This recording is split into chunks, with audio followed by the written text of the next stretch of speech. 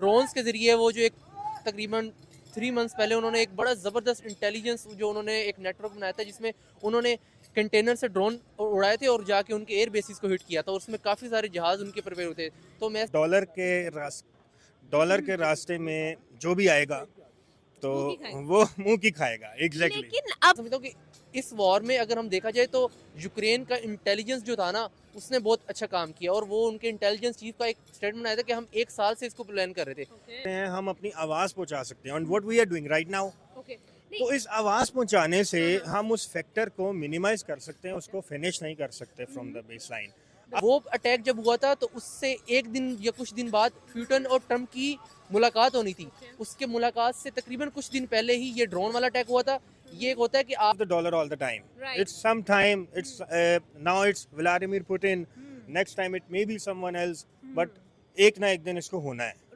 Trump ने अभी तक इन जो ब्रिक्स वाली कंट्रीज हैं उनकी अपोजिट कंट्रीज को एंगेज किया, जैसे पाकिस्तान को एंगेज कर रहा है और जो दूसरे वर्ल्ड को एंगेज कर रहा है। तो ब्रिक्स का तो अब आप यूक्रेन अगर अटैक करता है ब्रिक्स को कमजोर करने के अनासर तो नहीं है ये, क्योंकि अगर देखा जाए तो रशिया बहुत ज्यादा एक्टिवली इन्वॉल्व है ब्रिक्स में। अच्छा इससे तमाम इंडियन दोस्तों को इकराम बलोच की चैनल पर खुशामदीद। मैं इकराम बलोच बलूचिस्तान से एक बहुत बड़ी खबर को लेकर आया हूं, एक और रिएक्शन वीडियो को आपके सामने पेश कर रहा हूं।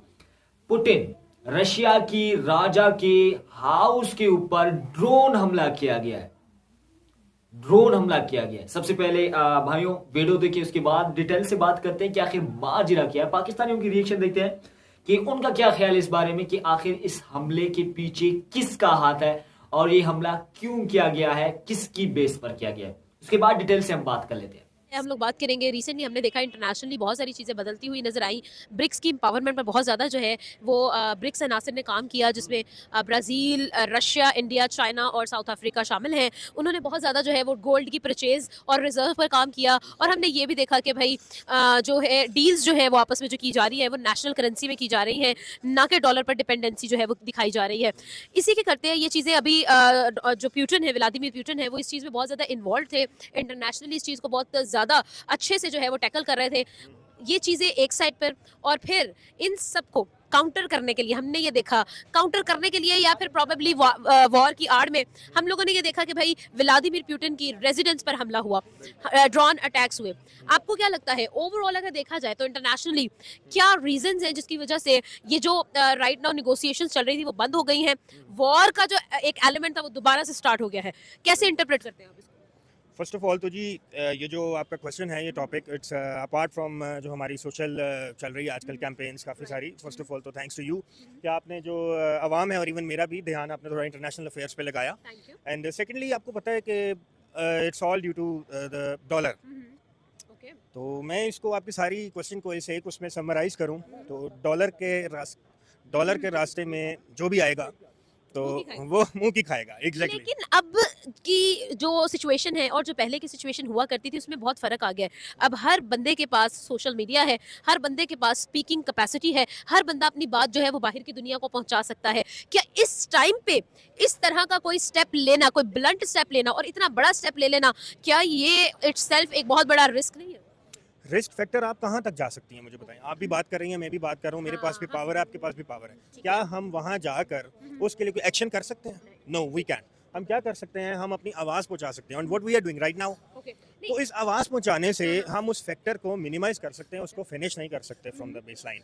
अब जो वो करना चाह रहे थे, नो डाउट कि वो हमारी इंटरनेशनली एक बहुत बड़ी वो अचीवमेंट होनी थी अगर वो ब्रिक्स पे मामला जाता। डॉलर की ये सारी मोनोपोली, और देखा जाए तो पाकिस्तान तो ब्रिक्स से दूर दूर तक जो है ना वो अभी तक लिंक नहीं कर पाया। अभी तो हमारी टोटल डिपेंडेंसी जो है वो डॉलर पे है। नो ये आप अभी फिर 10 साल पीछे हैं अभी मेरे से ना। ये लोग एडवांस में ये चीज़ कर चुके हैं, और आप देखेंगे जैसे कि हमारे यहाँ पे डिजिटल करेंसी है, उसको भी वो दे रहे हैं। बाइनेंस भी आपने देखा, वो भी लीगल हुई। तो आहिस्ता आहिस्ता ये सारी चीज़ें उस तरफ जानी है। रिकग्निशन आ गई है, लोगों के अंदर अवेयरनेस आ चुकी है। एग्जैक्टली। सो वो उस बेस को पकड़ना चाह रहे हैं, ये है, और वो उसको कभी नहीं चाहेंगे कि ये कोई अचीवमेंट की तरफ कोई भी जाए या हमारी मोनोपोली टूटे। तो फिर वो बात तो नहीं खत्म। चाहेंगे। Exactly. बस खत्म। अच्छा, एक और चीज कि आपने कहा कि जो भी डॉलर को मुंह की खाएगा वो वाला सिचुएशन, तो भी डॉलर को जो है ना, अब आपको क्या लगता है कि ये जो राइट नाउ सिचुएशन है, जो सोशल मीडिया की सिचुएशन है, जो डिजिटल करेंसी की सिचुएशन है, और आप इटसेल्फ ब्रिक्स की भी एग्जांपल ले लें, इसके अंदर भी डॉलर को बचाएगा कौन? वो क्या कहते हैं कि क्या वाकई में फ्लिप होने वाली है? फ्लिप तो बिल्कुल हो सकती है, ऐसा कोई नहीं। वो एक हमारे बड़े ही, मैं नाम नहीं लूंगा, उन्होंने ये बात की थी, you can fool some people some time, you can fool some people all the time, but you cannot fool all the people all the time. Right. So you cannot save the dollar all the time. Right. It's sometime, it's now it's Vladimir Putin, next time it may be someone else, but एक ना एक दिन इसको होना है, right okay और ये हम सब के लिए फायदेमंद है। ठीक है। डू वी थिंक हेयर कि अगर देखा जाए तो रशिया और यूक्रेन की वॉर है, ठीक है, अगर देखा जाए तो पहले यूक्रेन की तरफ से मतलब जो एक इसको जामा पहनाया जा रहा है वो तो यही है कि यूक्रेन की तरफ से जो है वो अनासर शामिल है इसके अंदर, ठीक है, और इसी वजह से जो रशिया है उनकी तरफ से भी जवाबी कार्रवाई हुई है। आपको क्या लगता है पसे पर्दा जो तस्वीर है वो कुछ डिफरेंट हो सकती है?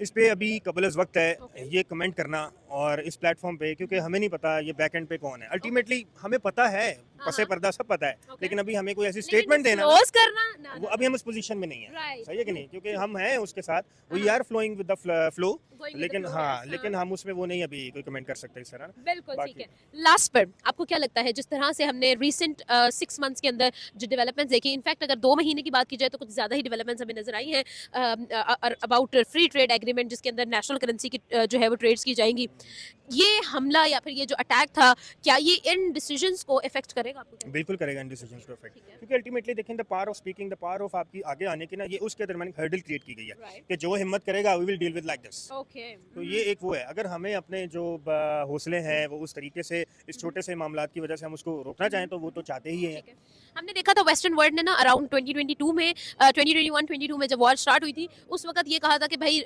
रशिया और यूक्रेन की वॉर चल रही है तो रशियन ऑयल कोई नहीं खरीदेगा बिकॉज हम लोग नहीं चाहते कि उससे वॉर में इंक्रीज आएगा, हम उनकी इकोनॉमी को एक दफ़ा स्टॉप लगाना चाहते हैं। क्या वो वाली सैंक्शंस अब दोबारा से क्योंकि जिस तरह से इंटरनेशनली हमें प्यूटिन एक्टिव नजर आए हैं, क्या वो अनासर दोबारा से शामिल होंगे कि भाई सैंक्शंस लगा दी जाए, ट्रेड जो है वो बंद कर दी जाए, इंटरनेशनल बाइकआउट हो ताकि कहीं ना कहीं रशिया को रोका जा सके?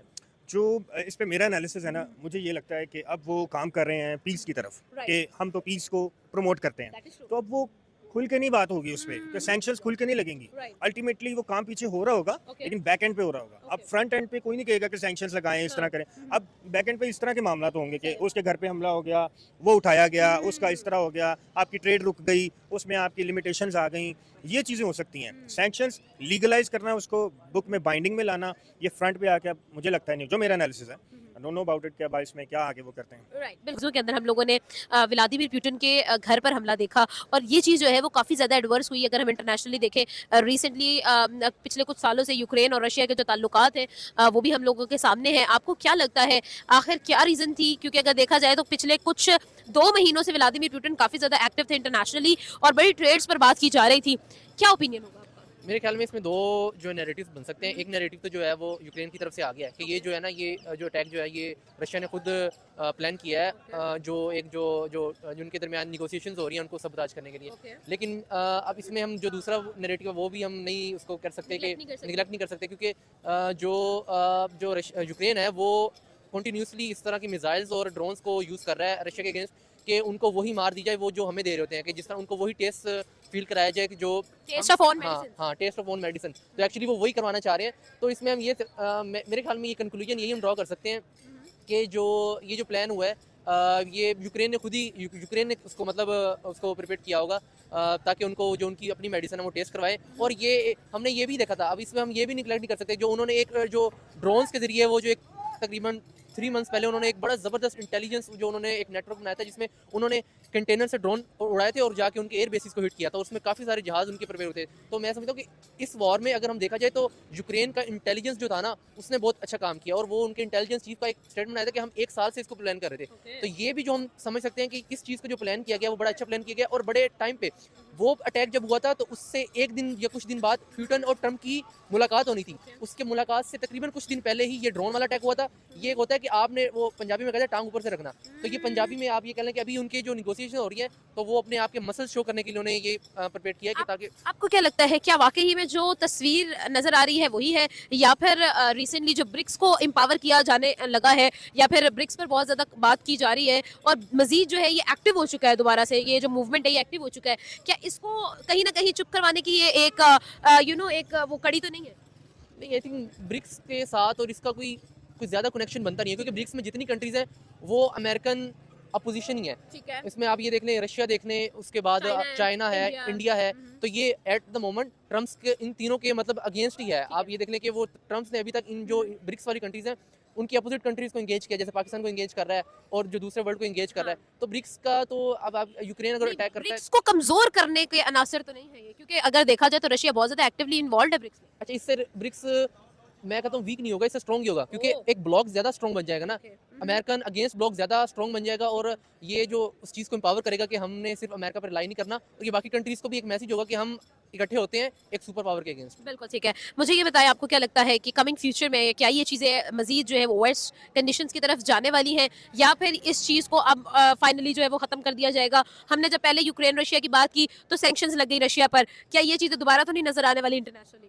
नहीं, सैंक्शंस पे कोई ज़्यादा उनको इफेक्ट नहीं पड़ा, क्योंकि वो ऑयल बेस्ड इकोनॉमी है और वो ऑयल जो है वो तो नीड है, Right. तो इसमें तो कोई उन पे को कोई मतलब ज़्यादा इफेक्ट नहीं पड़ा। ठीक है। फ्यूचर में वॉर तो अब जब हमने स्टार्ट में देखा था, स्टार्ट हुई थी वॉर, तो हमें लगा था 2 हफ्तों का गेम है, और ये 2 हफ्तों बाद जो है वो रशियन फोर्सेज जो है ना वो कीव के एंटर हो रही होंगी और बस गेम ओवर हो जाएगा। लेकिन अब ये 3 साल हो गए, इवन के जो इलाका जो रशिया ने ऑक्यूपाई किया था वो भी जो यूक्रेनियन फोर्सेज ने उसको रिकवर कर लिया, उसको गेन बैक किया है। तो उनको व्लादिमीर पुतिन को भी अब ये ख्याल तो समझ आ गया है कि अब ये जो वॉर है ये ज़्यादा देर तक चल नहीं सकती, क्योंकि एक मिसाइल है, वही मैं जो एक मिसाइल जो उन्होंने एक मतलब जो एक वॉर में एक जो मिसाइल नॉर्मल किस्म का भी मिसाइल है ना, उसकी जो वर्थ थी वो $10 मिलियन थी।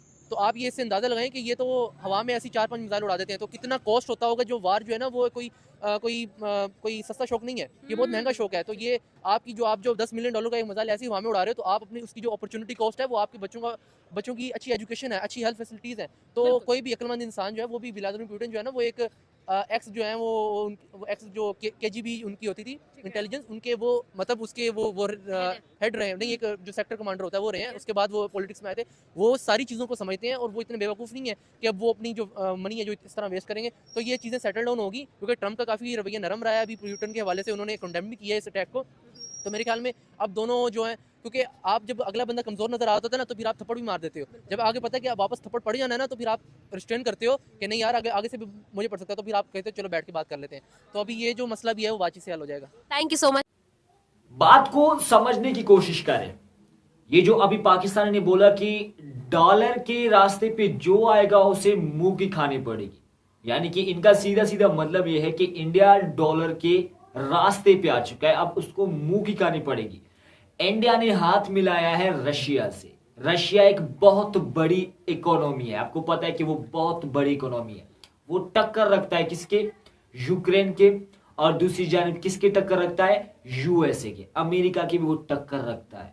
तो अब यहां पे बात ये है इंडियन दोस्तों की, आपको पता है कि अगर आपको इंडिया को कमजोर बनाना है, क्योंकि इंडिया कमजोर नहीं बन सकता, क्योंकि उन्होंने तो 2 टोक और आंखों से आंखें मिलाया है अमेरिका के, तो जाहिर सी बात है अब अमेरिका उसके साथ जो है वो कुछ यूं करेगा कि उसको पहले रशिया को तोड़ना होगा। जब आप रशिया को तोड़ेंगे तभी टूटेगा इंडिया, क्योंकि इंडिया लिंक है रशिया से, इंडिया ने हाथ मिलाया है रशिया से। तो अमेरिका, ट्रम्प कोशिश कर रहा है कि रशिया को तोड़ूं फिर टूटेगा इंडिया। लेकिन इंडिया और रशिया दोनों एक बहुत बड़े इकोनॉमीज है, आपको पता है कि इस वक्त वर्ल्ड वाइड अगर देखा जाए तो बहुत ही बड़े इकोनॉमीज है। अगर बात करें पुतिन हाउस हमले की, तो आपको पता है कि इस वक्त डॉलर को गिराने की कोशिश कौन कर रहा है? हिंदुस्तान, रशिया और चाइना भी साथ साथ मिल रहा है, क्योंकि चाइना भी बहुत ही बड़ा खतरनाक दुश्मन है USA का। और इंडिया ने भी जो है वो डट के मुकाबला किया है USA का, 15% टैरिफ लागू किया है हिंदुस्तान के ऊपर। उसके बावजूद भी वो कुछ भी फर्क जो है वो हमें देखने को नहीं मिल रहा है इंडिया की इकोनॉमी में या इंडिया की हुकूमत में, क्योंकि वो डट के मुकाबला कर रहा है। वो करेंसी को ज्यादा वैल्यू दे रहे हैं और कोशिश कर रहे हैं कि जो USA का डॉलर है उसके बिना इंडिया चल सके। बाकी इस हमले का आपको क्या लगता है कि किसकी हाथ हो सकती है? ओवरऑल सबूतों के मुताबिक देखा जाए कि किसकी हाथ हो सकती है वो सबको पता है, लेकिन ऐसी मलूस हरकत तो सिर्फ USA कर सकता है, ट्रम्प साहब कर सकता है। ट्रम्प की ही ये जो है वो आप कह सकते हैं कि नामर्दी है। बाकी आपका क्या ख्याल है इंडियन दोस्तों? कमेंट सेक्शन में मुझे जरूर से बताना। बलोच भाई चैनल पर है तो चैनल को सब्सक्राइब करना, वीडियो को लाइक करना, ज्यादा से ज्यादा शेयर कीजिएगा। पाकिस्तानियों की ऐसी हरकत आपको दिखाता रहता हूं। बाकी आपका क्या ख्याल है वो मुझे जरूर से बताना।